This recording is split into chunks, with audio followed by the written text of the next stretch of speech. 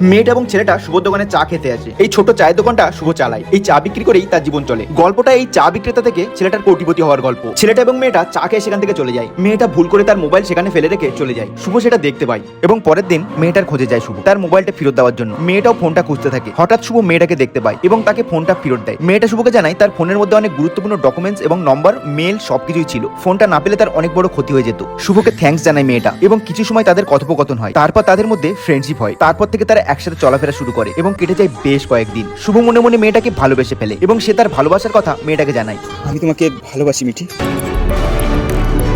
সাহস কি করে হয় তোমার আমাকে ভালোবাসে? চালাও তাই চায়ের দোকান, গরিব ভিখিরি কথা করে। কুকুরকে লাই দিলে মাথায় ওঠে।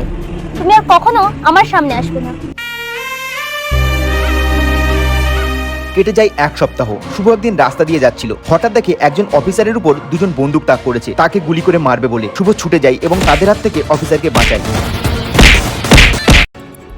শুভ জানতে চায় তারা কেন তাকে মারতে চাইছিল। অফিসার জানায় তারা দুজন তার কোম্পানির বড় বড় পদে আছে। এখন তাকে মেরে তারা তার কোম্পানির মালিকানা নিতে চায়। তার জীবন বাঁচানোর জন্য শুভকে অনেক ধন্যবাদ জানায় অফিসার এবং পরের দিন তার বাড়িতে ডেকে পাঠায়। শুভ যায় এবং অফিসার তার শিক্ষাগত যোগ্যতা সম্পর্কে এবং তার সম্পর্কে সবকিছুই বিস্তারিত জিজ্ঞেস করে। শুভ সবই বলে অফিসারকে। সে গ্রাজুয়েট, চায়ের দোকান চালায় এবং তার পারিবারিক দুর্বল আর্থিক অবস্থা সম্পর্কে। অফিসার জানায় তার দুটো বড় বড় কোম্পানি আছে, তার মধ্যে একটি কোম্পানির সিইও পদটি শুভকে সে দিতে চায়। শুভ হতভম্ব হয়ে যায় এত বড় পদের কথা শুনে এবং সে বলে একটা অচেনা ছেলেকে হঠাৎ এত বড় পদ তিনি কেন দেবেন। তিনি বলেন সে তার জীবন বাঁচিয়েছে, এই কারণে তার জীবনের কাছে এই পদটি কিছুই নয়। শুভ হয়ে যায় শহরের একটি বড় নামী কোম্পানির চিফ এক্সিকিউটিভ অফিসার। বছর ঘুরতে না ঘুরতেই শহরের অন্যতম ধনী ব্যক্তিদের একজন হয়ে ওঠে শুভ। কেটে যায় কয়েক বছর। একদিন শুভ তার প্রাইভেট কারের দিকে যাচ্ছিল। হঠাৎ মেয়েটির সাথে শুভ ধাক্কা লাগে। মেয়েটা না দেখেই চড় মারে। তারপর তাকে শুভ তাকে সরি বলে চলে যায় এবং শুভ ড্রেস আপ ফোর হুইলার কারে যাওয়া দেখে মেয়েটা হতবাক হয়ে যায়। বুঝতে পারে না তার এত পরিবর্তন কিভাবে। মেয়েটার বাড়ির আর্থিক অবস্থা খুবই খারাপ হয়ে গেছিল কারণ তার বাবা কয়েকদিন আগে মারা গেছিল। সেই জন্য সে তার ফ্রেন্ডের কাছে একটা জব খুঁজে দেওয়ার জন্য বলে। তার ফ্রেন্ড অফিসের মালিককে ফোন করে রিকোয়েস্ট করে মেয়েটার জবের জন্য। আসলে সৌরভ যে কোম্পানিটিতে জব করতো শুভই ছিল সেই কোম্পানির মালিক। শুভ জানায় কাল সিভি নিয়ে অফিসে আসতে। সৌরভ মেয়েটাকে সেটা জানায় এবং মেয়েটা পরের দিন জবের জন্য যায় এবং শুভকে কোম্পানির মালিকের চেয়ারে দেখে অবাক হয়ে যায়।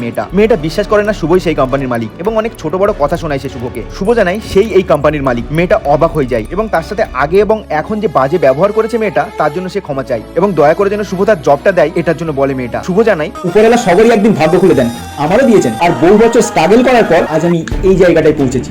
আর তুমি যখন আজ আমার কাছে জবের জন্য এলে, এসে অনেক বড় বড় কথা আমাকে শোনালে, সেদিনও তুমি অহংকারী ছিলে আর আজও তুমি অহংকারী আছো। আমার কোম্পানিতে আমি কোনো অহংকারী আর নিচ মানসিকতার কর্মচারীকে নিয়োগ করতে পারবো না। তো তোমার জবটা আমি দিতে পারলাম না, তুমি আসতে পারো।